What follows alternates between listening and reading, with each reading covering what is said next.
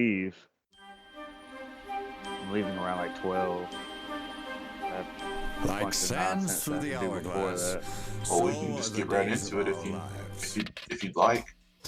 Is that all right? Yeah,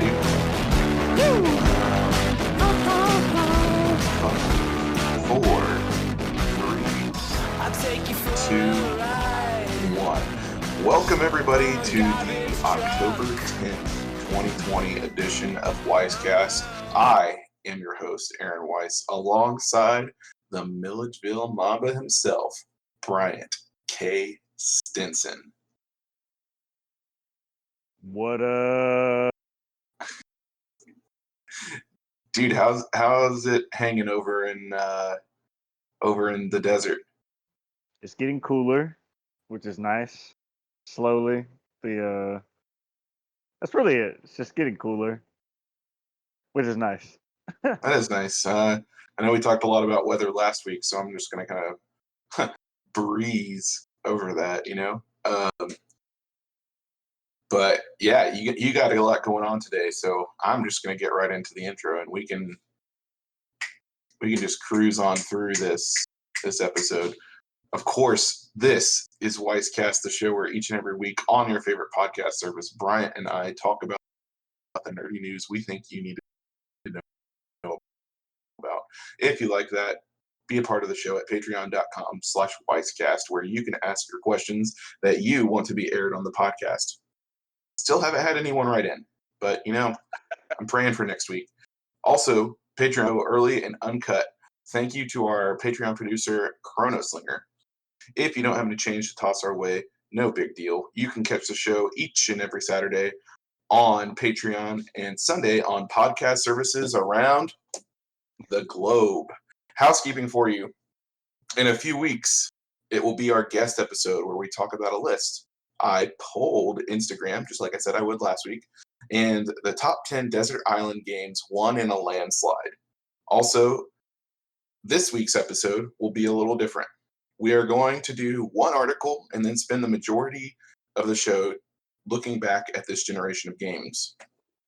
Bryant and I will be chatting about what made this generation great and not so great. So stay tuned. It's going to be a fun one. Today's episode is brought to you by Weiss Camera Action, but more on that later. For now, let's begin with what is, and forever will be, from around the web.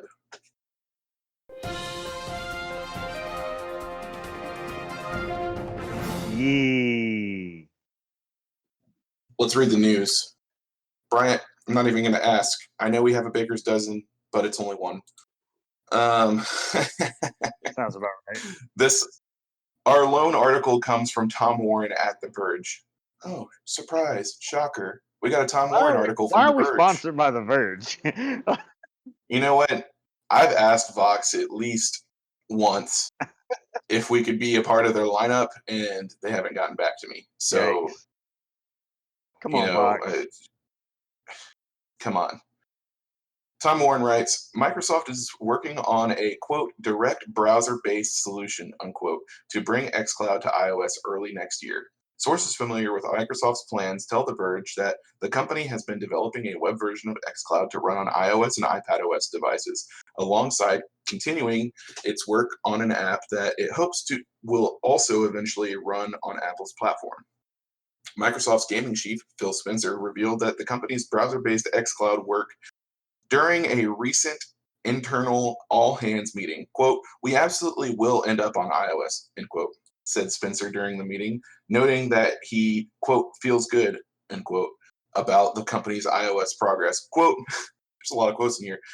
We'll end up on iPhones and iPads with Game Pass, unquote. Business Insider first reported the news of the web version of iOS. Apple has been blocking services like xCloud and Stadia from running on iOS devices via its App Store, and recently offered an olive branch to these services with some big restrictions. Apple insists that developers must individually submit their games as separate apps using their streaming tech. Microsoft and Google are free to create a catalog-style app that collects and links out to all these individual apps. Microsoft wasn't impressed with Apple's approach, and xCloud's potential launch on iPhones and iPads has been left in limbo as a result.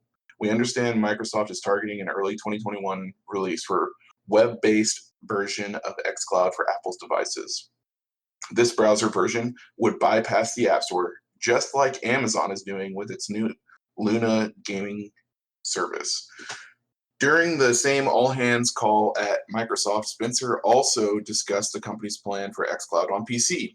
Spencer described PC as a, quote, great opportunity, quote, for both Game Pass and game streaming. Microsoft is now aiming to bring xCloud to Windows 10 PCs in 2021.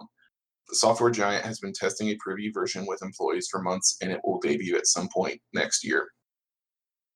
So that was kind of a long article saying that xCloud is coming to iOS devices very soon. What do you think about the browser-based solution, Bryant? It seems really, really interesting. I don't feel like that's the best way to kind of go about doing things for xCloud, but I mean, these are really new at the moment, and so I feel like this will have to be something that Microsoft kind of continues to work through and work out over time. You know what I mean? Mm-hmm. But I don't claim to know much of anything about cloud storage or how that stuff works. I don't work for Microsoft, although I wish I did. Microsoft, if you hear this, will you buy Wisecast? It is for sale for literally just pay our bill, our hosting service bill, and that's and maybe a small royalty per episode. Yeah, we maybe. have over 50 episodes in the library, so I think it's interesting that this article specifically mentioned Amazon's Luna. It didn't bring this up in the article, but I'm wondering if xCloud is trying to beat Luna to launch on iOS. That would make a lot of sense. And, I think, like, I'm kind of with you. I don't understand the whole, like, cloud computing, cloud gaming thing. But if you're able to go through a browser, I'm wondering if you're going to have to go through Microsoft Edge on iOS, which, I mean, whatever. I'll download that app. It won't take up very much space. And then literally just favorite the xCloud page and like have to literally only use that as xCloud. Like that's what I'll do if I have to. But yeah, I don't completely understand Apple's logic with saying that it wants to review every game. I mean, they say it's a direct competitor to Apple Arcade, but Apple Arcade is not putting out this high caliber of games. I will say though, some of the smaller indie games that are on xCloud probably do more directly compete with Apple Arcade. Some of the bigger games on Apple Arcade. So maybe that's where they're coming from. But yeah, I think this is interesting, and I'm glad to know that Microsoft is actively working on solutions. I mean, still nothing from Google on Stadia. I kind of think Stadia is dead. I mean, they haven't said anything about Stadia in such a long time. Dang. RIP. But, what isn't dead yet, Bryant? What's that? This generation of games. Not yet. Give it Not yet. Give it like a year. Well, like a month. But it won't be fully dead until You're right. about a year later. It's about to go into hospice in a month, and then it'll be on. Geez, man. Well, it was either hospice or life support, and I feel like hospice is a better place to be in for a year than life support. Fair. Yeah. Yeah, so this is the 8th generation of games that we are currently in. And isn't it crazy that we're about to go into the 9th? Why did you just hold up 7?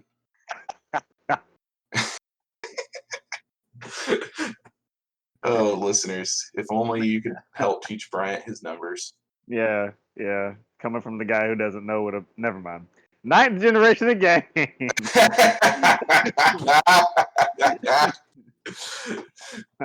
uh, the eighth generation of video game consoles began in 2012 and is the current video game console generation.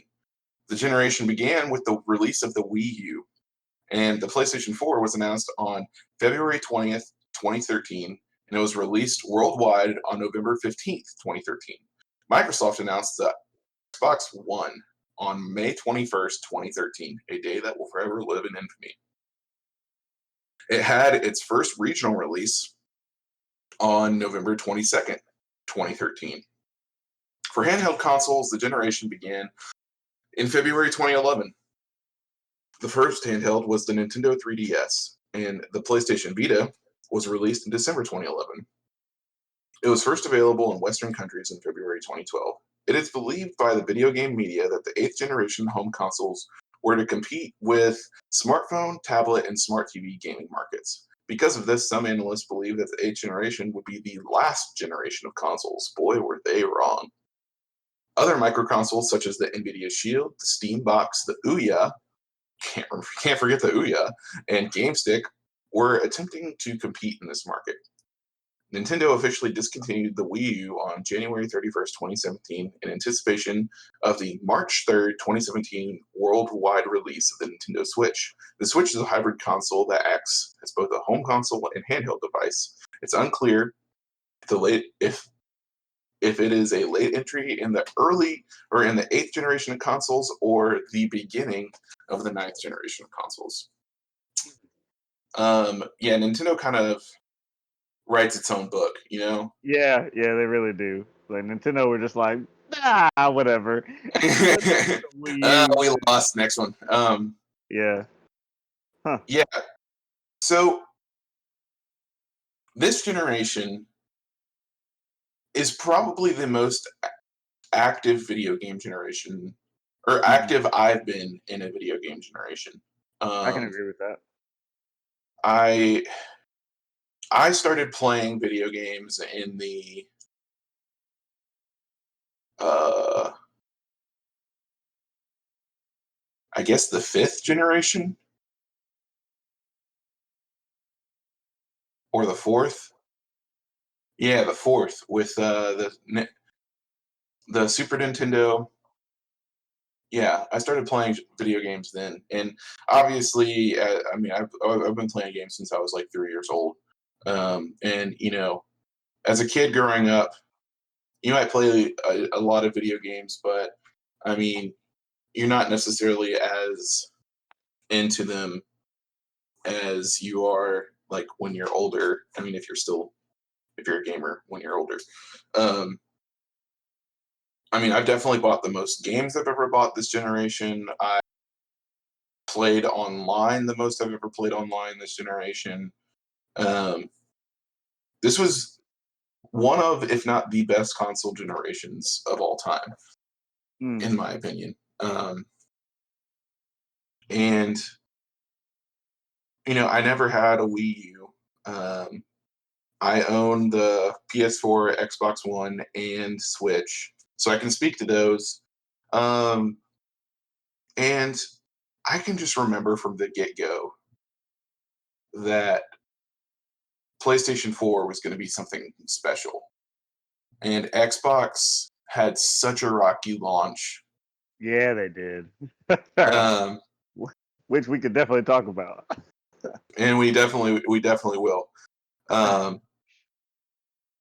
It's like it was clear from the announcements of these consoles that PlayStation was going to win this generation, you know? But just because Xbox had a launch that was rocky doesn't mean it didn't do well. And Brian, I want to hear your thoughts on the beginning of the Xbox generation, because I believe you beat me to getting an Xbox One. I think I had one in March of 2014.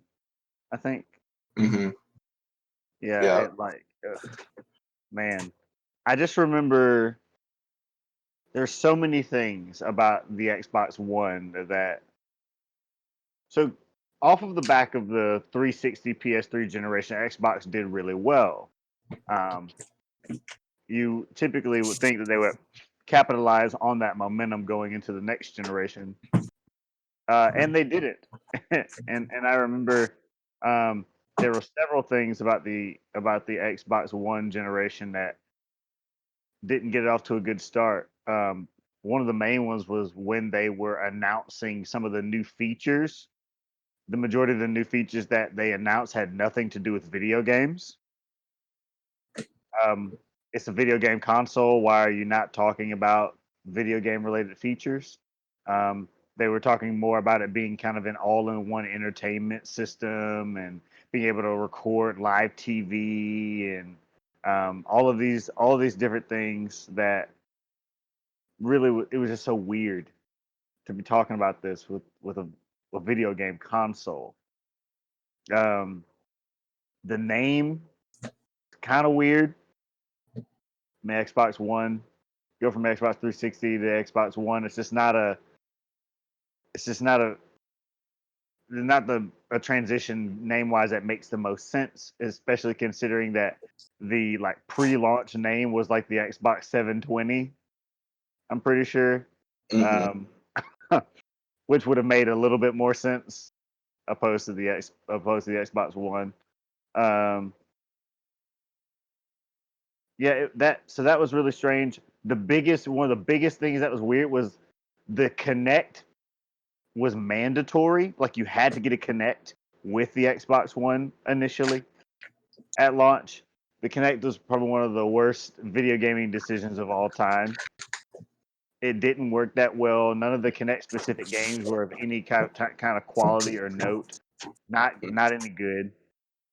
The Xbox at one point said that you had to have a constant internet connection to use it, which kind of negates a little bit of your player base. I remember Microsoft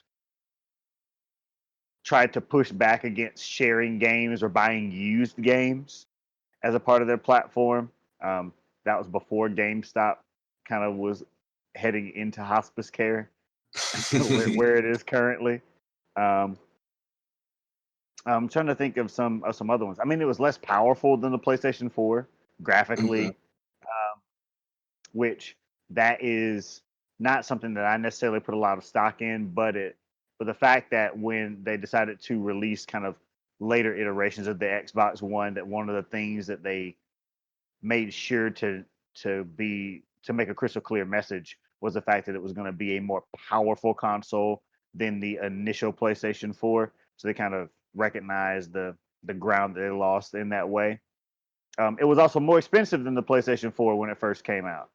Um, it's just weird.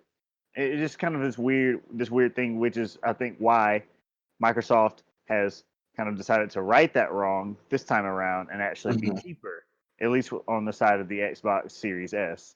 So, yeah, Microsoft had a really rocky start, and it took them a while to find their feet. And I also think that because of their rocky start, that put them in a position where they weren't able to compete with Sony in the same ways when it came to the types of games that they were putting out. So, um, that's kind of the negative side of the console generation, specifically with Xbox. That it really struggled. Yeah, they're early. I mean, 2 to 3 years. I'm trying to think of when the One S released. I don't know if it was the same year as the Series X, or the One X, which was 2017, or if it was a year before, which was 2016. But I would say that their start until getting the One S was like really rough, and they didn't start catching up until the One S came out. Yep. Um, well, I wouldn't even say catching up. They started kind of kind of being Nintendo-esque in like carving their own path. Um, they they did things like backwards compatibility. Whenever they announced that, that was huge, and that came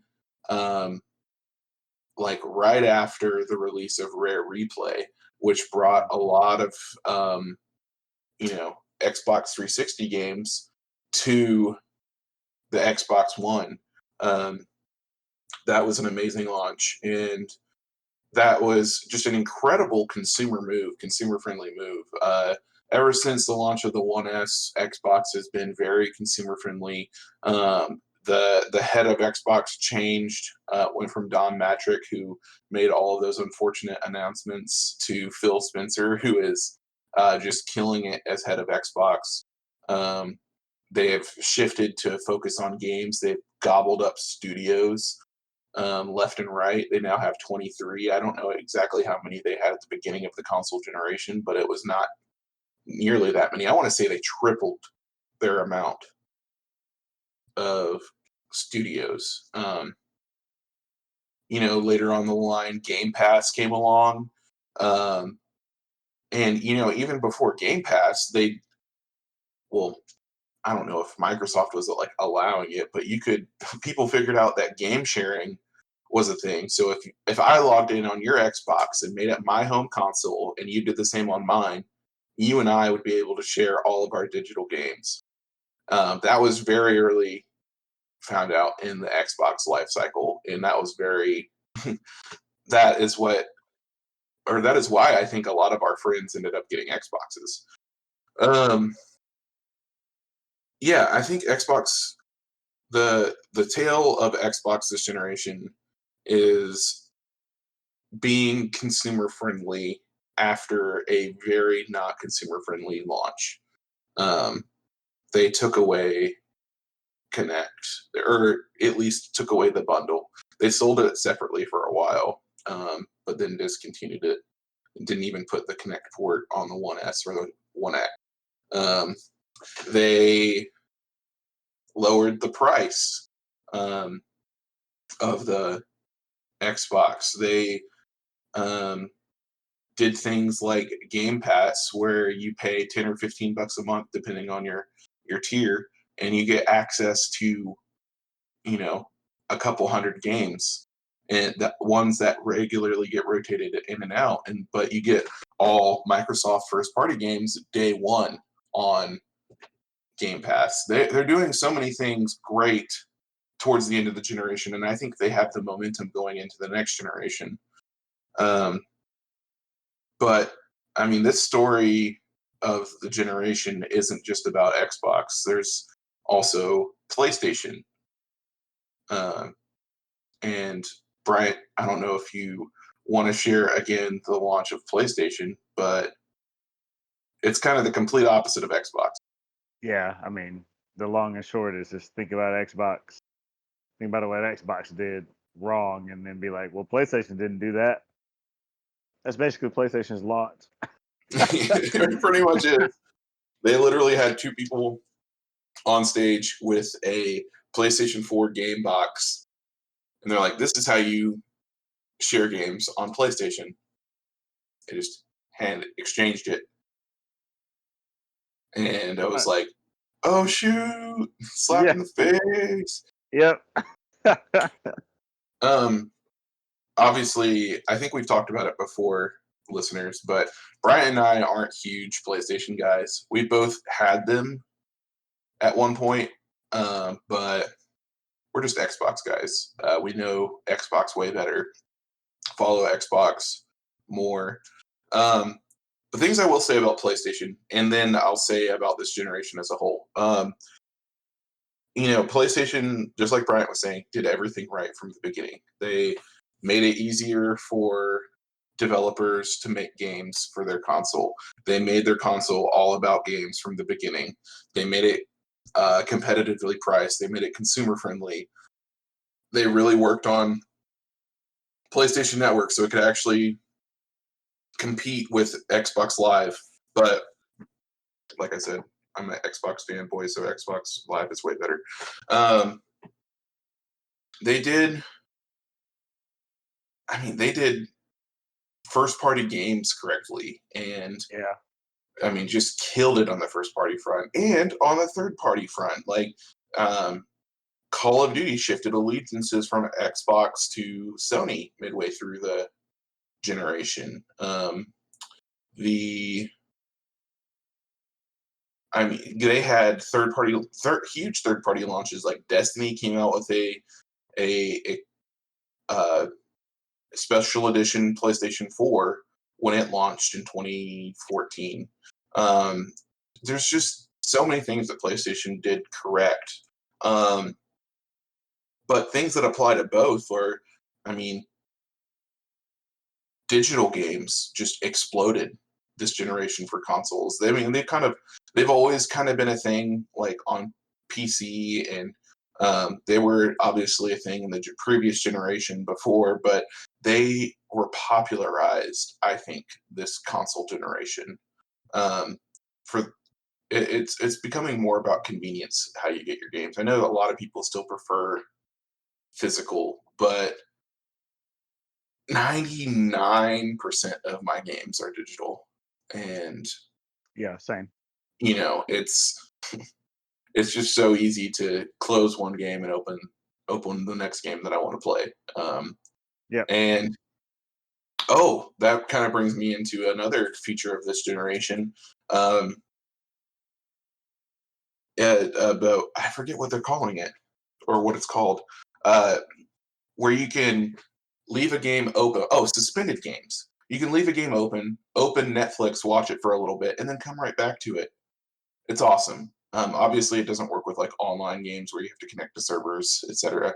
But if I'm playing like Star Wars Jedi Fallen Order, for example, and I'm like, I kind of want to pop over to Disney Plus and actually watch Star Wars, I can do that. And then Yep. I'm like, oh man, watching Star Wars makes me want to play Star Wars. Go back. It's amazing. And it's going to get better with next generation as uh, hardware gets better. It's just an amazing thing that came about this generation. Uh, I'm trying to think of other PlayStation specific things that. Oh, they changed their controller. Like that was kind of a big surprise for a lot of PlayStation fans because it had largely been the same for PlayStation's entire existence. They did incremental updates, um, but the DualShock 4, I mean, they widened it some. They made it a little bit wider. They made the grips more comfortable. They made the sticks concave instead of convex. Why would you do Yeah. that, PlayStation 3? Come on. PlayStation 3 had the worst controller like ever. I hated it, but I love the PlayStation 3. Trying to think of what else. The triggers had like little wings on them to make it easier to trigger. Um, there was a touch panel. There was a light bar. Um, yeah, it just had all these cool Yeah. ideas. That's one of the Um, things I like the most about PlayStation's controller was the light bar would indicate what player you were. So like if you had a certain icon over your character's head, your light bar's color would coincide with the icon on the player, which made it easy to know who you were. I remember Xbox used to have a thing on the 360 controller mhm. where one of the lights would be positioned in either spots 1, 2, 3, or 4 to indicate what player you were. That went away in the Xbox One generation, Yep. um, which I thought was really weird, a really interesting and kind of strange change. Um, yeah, one of my favorite things about this generation was PlayStation's hardware, especially with their controllers. I love the light bar, all those different things. Yeah, it's very good. Yeah, and the touchpad was used in early games for some things, but then it kind of ended up taking the place of like a select button, Yeah, um, where you could just like bring up a map for a game, which is, I guess, kind of predictable, but I think it could have been used to port Vita games to PS4 because Vita was touchscreen and used the touchscreen a good amount. But I digress. The PlayStation 4 DualShock 4 had a built-in battery. Xbox's controller still didn't have a built-in battery Still doesn't. and still doesn't. Um, Microsoft is glad to sell you a play and charge kit for $24.99. And you know Yeah. what, brother? I bought one because I was tired of buying batteries. Xbox's controller, in my opinion, is the superior controller as far as comfort. I like the offset sticks. Yeah. The triggers feel better. The games that utilize the haptics in the triggers is awesome. I like the D-pad a little bit better. But I mean, I guess you could say this is like an incremental upgrade from the 360 to the Xbox One. Yeah. You didn't have the large, ugly hump on the back of the controller like you did with the 360. Um, it has a great weight to it. They later iterations of the controller added a 3.5 millimeter headphone jack, just like the PlayStation controller had from the get go, which made it really easy for headsets. I'm trying to think of other things. The bumpers were very clicky at first, Yeah. like very clicky, and I dug it honestly. But later iterations removed the clickiness. Oh, how can we talk about this generation and not talk about how customizable Xbox One controllers are? They Yeah. literally have a whole website dedicated to it. Um, what do you know? You remember what the website's called? Not off the top of my head, no. I'm gonna look it up real quick. Probably www.pimpmyride.com or something like That's that. what it is. We got Exhibit doing these Xbox One controller customization design lab. I was close.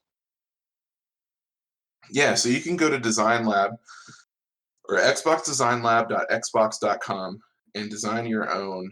And you can pretty much, yeah, you can do any part of the controller, whether it's the sticks, the D-pad, the buttons, the triggers, the faceplate, the backplate.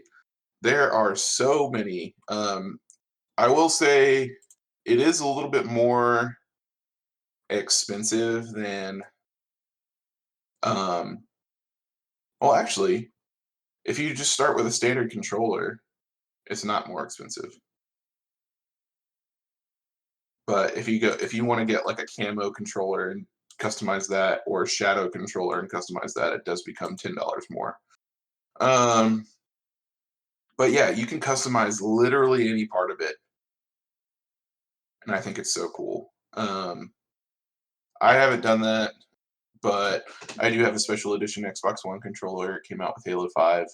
I have a Halo 5 Xbox One controller, and I really enjoy it. It's a controller that I use all the time. Um, but yeah, I mean, this game generation brought about so much good and so much that I think is going to carry over to not only next generation but future generations.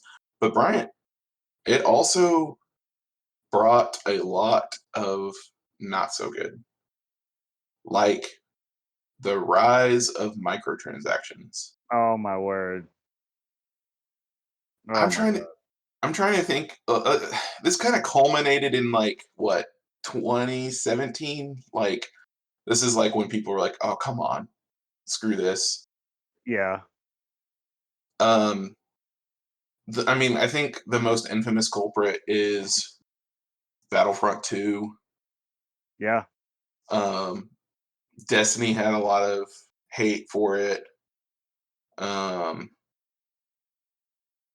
can you think of any other big multiplayer games that had? Uh Yeah, like you said, Destiny got some hate for it. Battlefront 2 was a real big culprit. The entirety of the NBA 2K franchise is riddled with microtransactions. Literally, to play NBA 2K, my career with any, your character always starts off as a really low rated player. You can actually work your player up to 99 if you just play games, but you have to play it for a while. You had to play at a certain difficulty, and they've since changed that. You had to play at a certain difficulty to get the most virtual currency as you could, and then save up to be able to use those um, to raise your attributes. Um, all levels had attribute caps, and if you would max all of your attribute caps out, you'd be at least an 85. And then as you play more games, you would go past those caps to be able to raise your player up to 99. It would take you hours upon hours if you just went that route to do that, or you could Hmm. just pay $60 and buy enough VC to do it. Everything in the game costs VC online. Um, yeah, it was just ridiculous, and it was so like 2K was a really big culprit for it, and still is. Um, I mean, you have FIFA Ultimate Team, Hmm. which was really big for it for a while. Um, I'm trying to think if there were others. I think GTA had some issues with it Yep, a little I bit. remember. Red Dead Redemption 2, when it came out, its online economy was broken because of microtransactions and things being so expensive. Um, yeah, I mean, microtransactions were really, I mean, it's really, really, really rough on this generation. Um, I think And, Battlefront 2 was the one that caught the most flack for it, though. mhm. And unfortunately, it wasn't only multiplayer games. Yeah, I can't think of a long list of single player games, but I know one comes to mind, and that's um, Shadow of War, yeah, Middle Earth Shadow of War. When that launched, it launched with microtransactions. And why would you need microtransactions for a single player story based game? I don't know. That got a lot of hate around the same time as Battlefront 2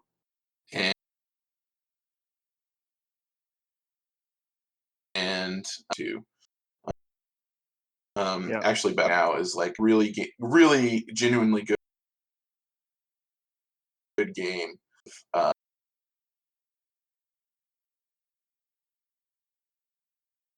when he wants, and then forget about it again. But yes.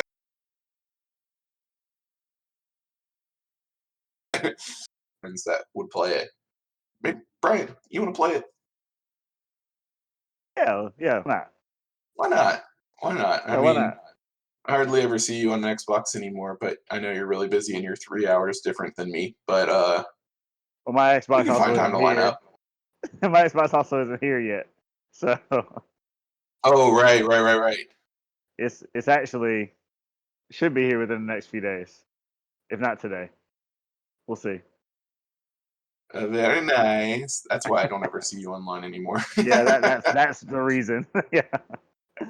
Uh, um, I'm not going to say whether this is good or bad, but this generation saw the rise of battle royales.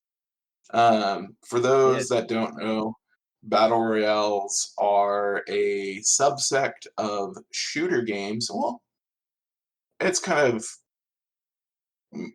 it's kind of branched out into other genres as well, but um, primarily shooter-based games, whether it be first or third person, and you have dozens of player on a map, and you're fighting to become either the last person alive or the last squad alive. Um, yeah, I don't. I think PUBG. I don't think they started it, but it definitely popularized it.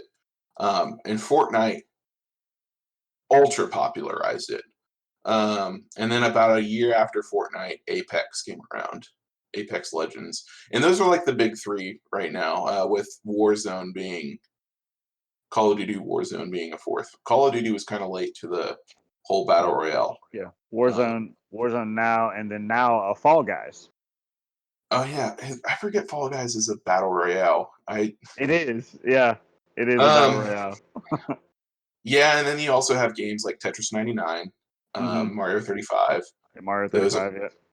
those are battle royales. But I mean, typically when I think of battle royales, I think of the PUBGs, the Fortnites, the Apexes. I play a lot of Apex. It, in my opinion, it's the best one. And PUBG though, PUBG has a place in my heart. I love PUBG. It's so good. And you know what? Screw Fortnite. I think we can agree on that. Fortnite's very good. It's very Yeah. good. But yeah, screw Fortnite. It's just not for me. I'm not. Yeah. I can't split my mind to build and shoot, and there are people that can do both at the same time, and it really makes me mad. Um, Yeah. Battle Royales are great. mhm. I, and of course, you saw some Battle Royales kind of come and go very Mhm. quickly, like Call of Duty Blackout via Yeah. Black 4. Um, didn't really do that well. I think there was a point in which it was gonna go free to play and didn't go free to play quick enough, and then just kind of died. I think Warzone has a little bit more staying power about it than Blackout did. Um, yeah, Um, yeah, because I think they're planning on updating Warzone for the next Call of Duty launch, as opposed to creating a whole new battle royale, yeah, which is smart. which is smart. That's what they should have done in the first place. But whatever. Yeah, I'm not Activision and all their infinite wisdom. I'm trying to think Uh, of any other. There were I some mean, really go ahead. there's smaller ones. I forget what it was. It's like this magic based one that's kind of fun.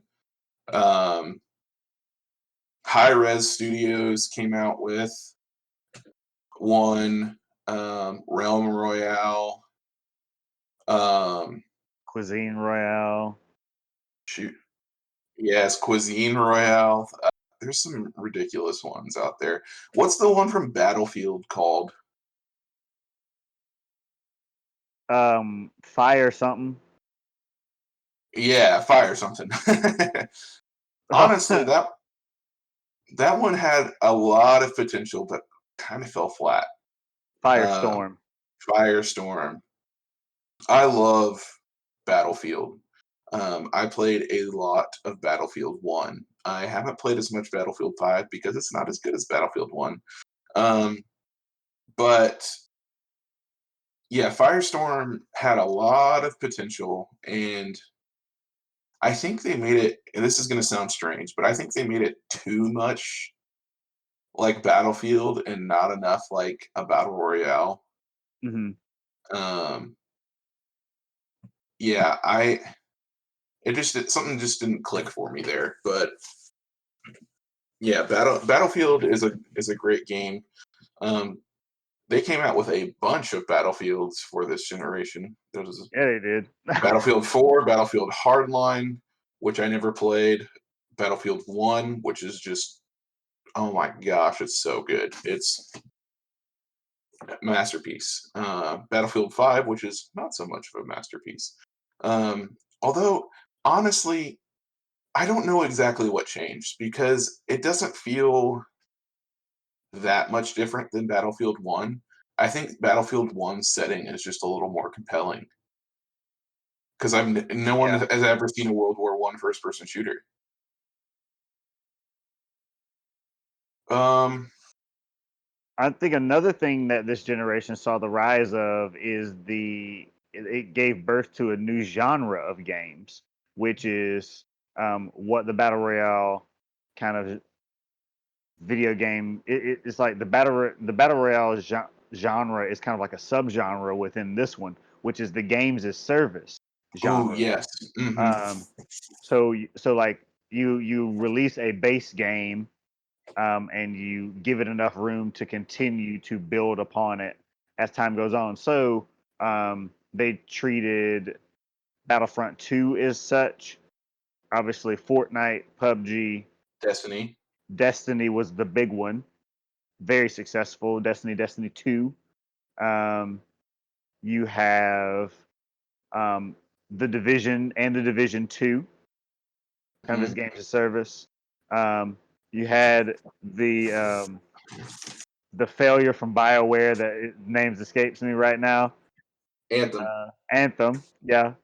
I'm trying to think of some other kind of games as service that kind of pop up. I can't think of any at the minute. One I can't. I mean, there's games that are trying to be games of service as well, but it's just Marvel's Avengers. Yes, Marvel's Avengers.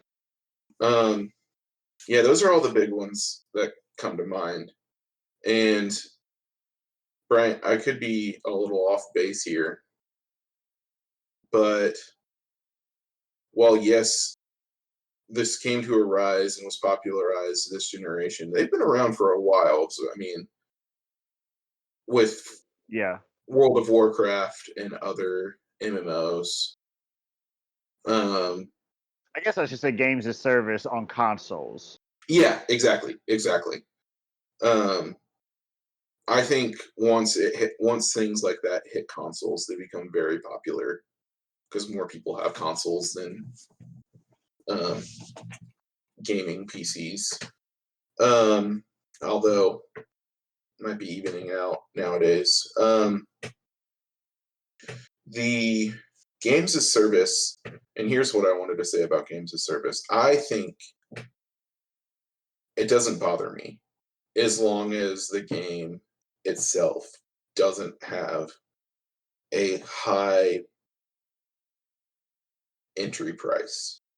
So, like, if it's free, like Fortnite or Apex, I'm more inclined to buy a battle pass for a season, go to $10, than if I was playing Destiny, which I think Destiny either is or is going free to play.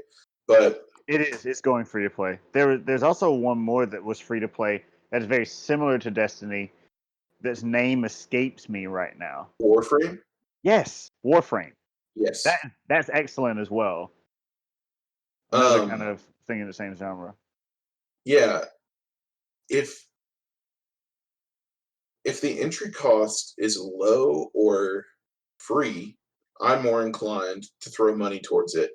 But if I'm paying $60, like for Marvel's Avengers, for example, and then I have to buy a battle pass, and then et cetera, I have, like, it's just not as compelling to me. I think games as service should be free to play from the beginning, or very cheap.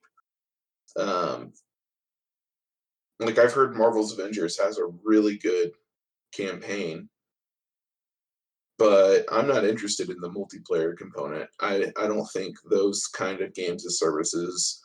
It's trying to compete with the Destinies and the Divisions of the world, and those kind of games don't, like. I tried the Division, wasn't big into it. I tried Destiny, wasn't big into it. I'm not a fan of like that MMO, like, the shared world, shared experience. Oh, Fallout 76. How could we forget that? Another failure. To my knowledge, you don't really play any of the ones that aren't battle royales, correct? Yeah, no, I don't. And you know what's interesting? That the games that in my mind, would be perfectly tailor-made for this aren't doing it. Sports games. Yep. Why aren't, like, EA, NHL, whatever, Madden, Why aren't these games doing that? Because the annual release is too tempting. That's why. It makes them more money to do annual releases. That's really what it is. And sports games are one of the few genres out there that exist that have to have annual releases. Like we get a Call of Duty almost every year, but they're made by different companies. So it's not Hmm. quite the same. But with the sports games, we have to have an annual release every single year. It's very strange. They Yeah, could do it. they could.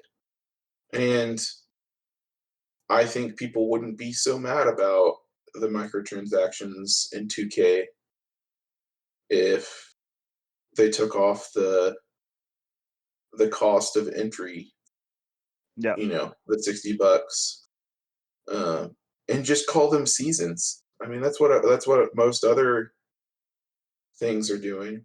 Like Apex is in season 6, and I'm loving it. Um, yeah, so that's like kind of the good and the bad from this generation. I kind of want to name a couple of my favorite games from the Yeah. generation, and I'll let you do the same. I mean, Breath of the Wild, one of my favorite games of all time. Mm. We haven't even talked about Nintendo really at all this episode, but Switches. I feel like we've talked plenty about Switch in the history of Wisecast, so you guys know we love it. Yep. Um, Apex, I can't say enough about Apex. It's probably the game that I put the most time in ever. Um, I really enjoy Jedi Fallen Order. Mm. Um, I talked about Battlefield 1 a lot. I really enjoy that.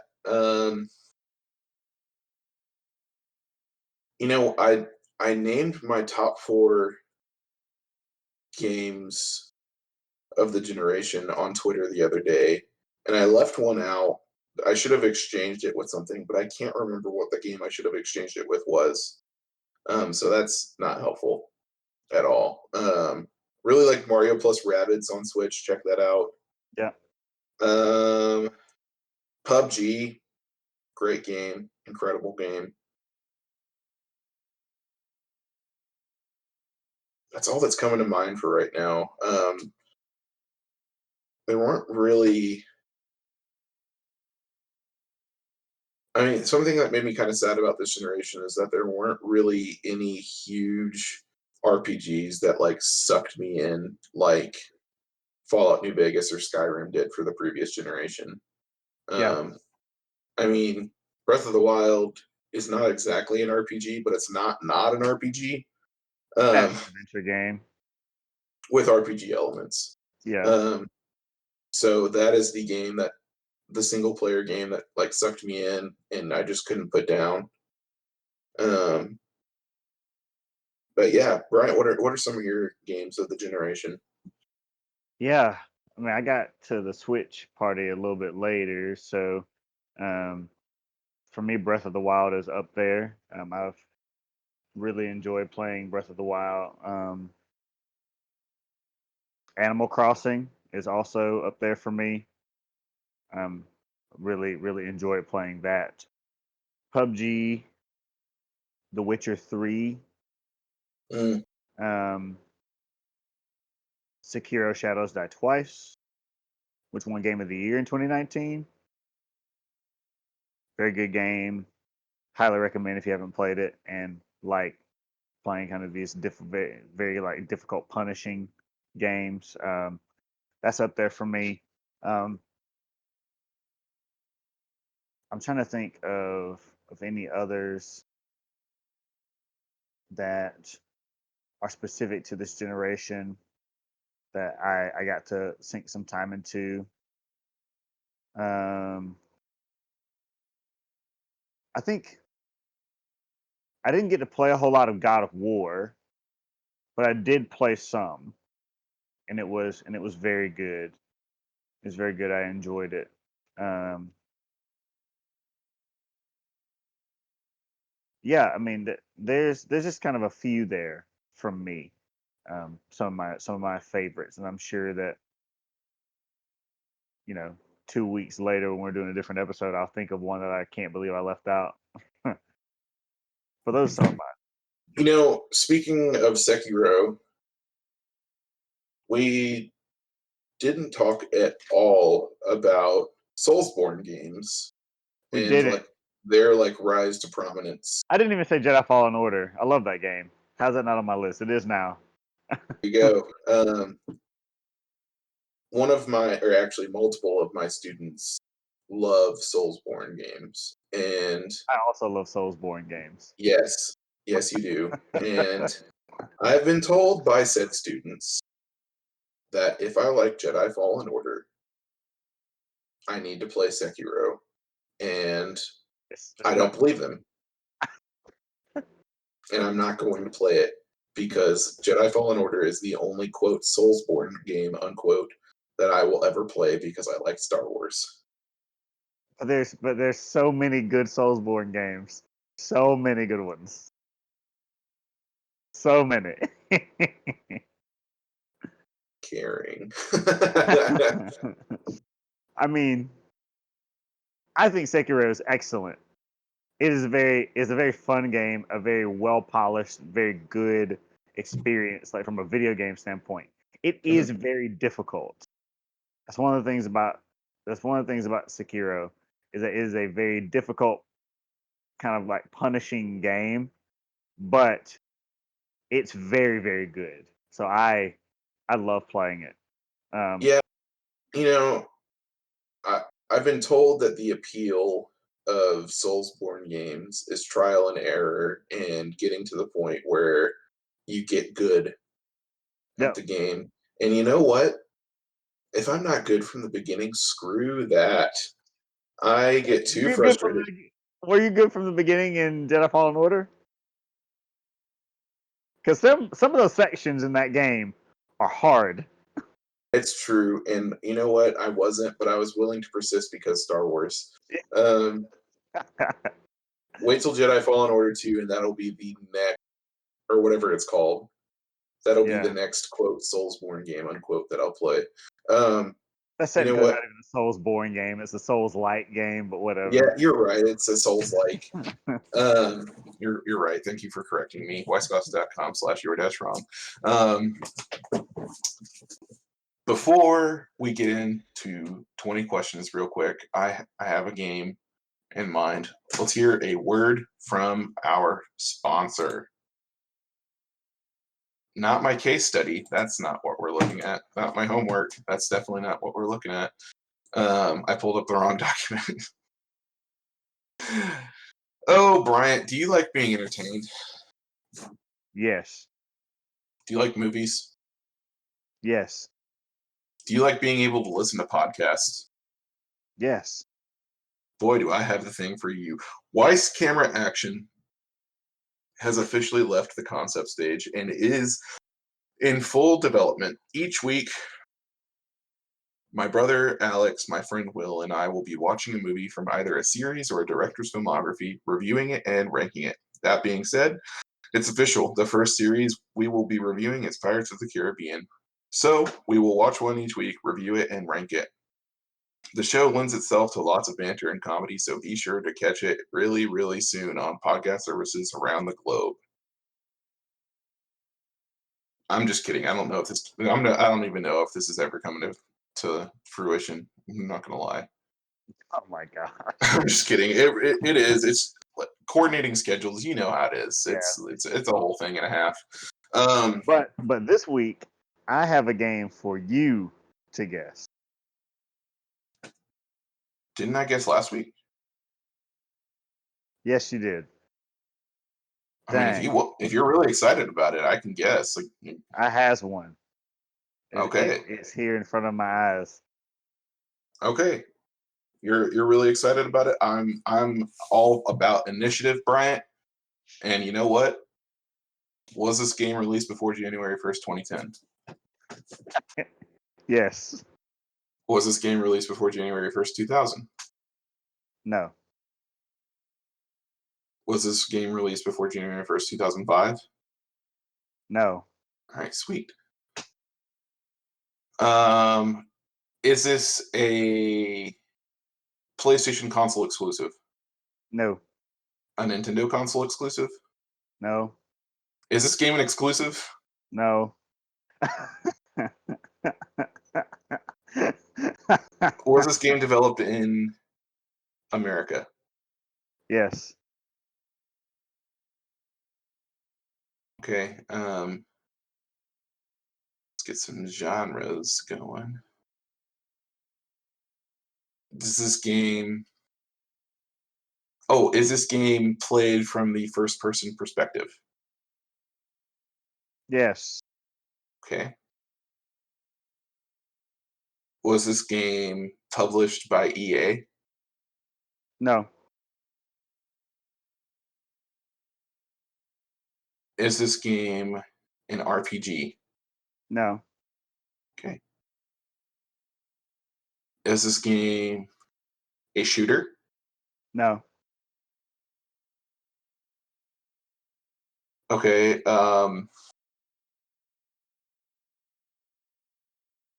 First person perspective, not an exclusive.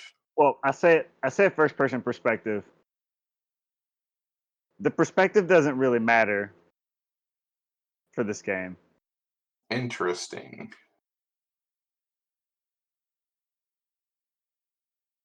Is this game a handheld No. game? Okay. Welcome to Wisecast, where the points don't matter. That's right. The points are just like the perspective of this game. Yeah. Um, was this game? Or wait, sorry. Is this game published by Bethesda? No.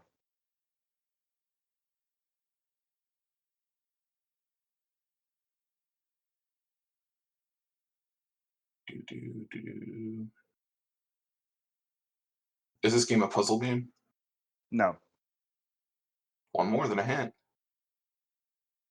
Is this game? Oh, was this game well received? Yes. Okay. Hit me, please. Hit me, The baby, one more time. the secret to getting this game correct lies in knowing what its controller is. If you can figure out the controller, you'll figure out the game. Oh my gosh.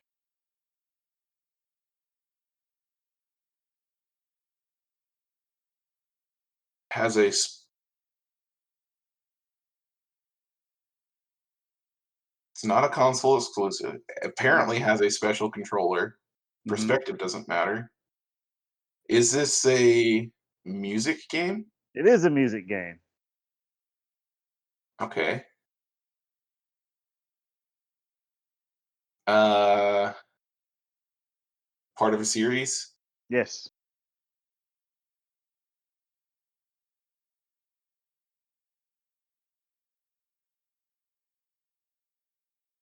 Did this.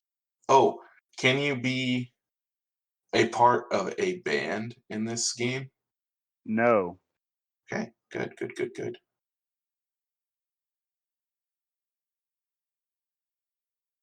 Um,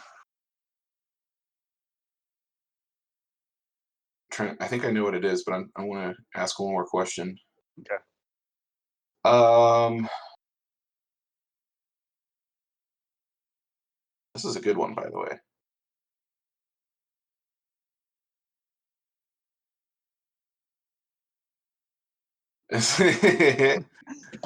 Is this game the last in its series? No. Really? Oh no.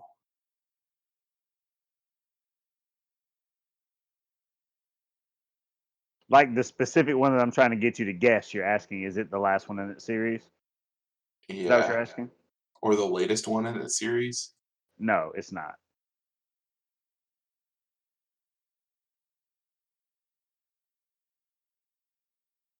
Freak. So this game Guitar Hero Live? No, because that's the last in its series. Yeah, I know. I just couldn't think of anything else. Yeah, it's just Guitar Hero. Wait, So Guitar. Guitar Hero Live was released in 2015. Uh huh. The original Guitar Hero was released November 8th, 2005. Oh, I'm so dumb. I forgot about the whole years thing. Yeah, For some reason, I thought it was on current consoles. it's I not. I know. I just completely forgot about the whole year thing. That's my wow. Technicalities, huh? That one hurts. That was a good one. That was a really good one. I thought you had it when you were like, "Is it a music game?" I was like, he's got DJ Hero, Rock Band, Yep. Guitar Hero, and you're like, "Can you be a part of a band?" I said no, and I was like, "All right, that eliminates Rock Band." Folks, the sound of me losing must mean it's about the time for Weisscast to end. You can find me, your host, Aaron Weiss, on social media. I was thinking podcast services for a second, and I was like, that's Around not right. the The globe. globe. um, find me on Instagram and Twitter at the Weiss is Right. Bryant, where can they find you? Find me on Instagram and Twitter at BKStinson08.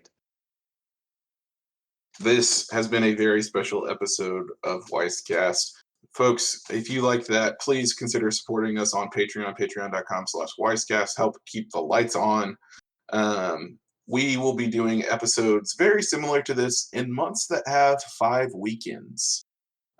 So obviously this month had 5 weekends, and we want to continue doing things like this because sometimes there's not news, and we like to record episodes anyways. So if you enjoyed that, please share with your friends, subscribe, hit the bell icon.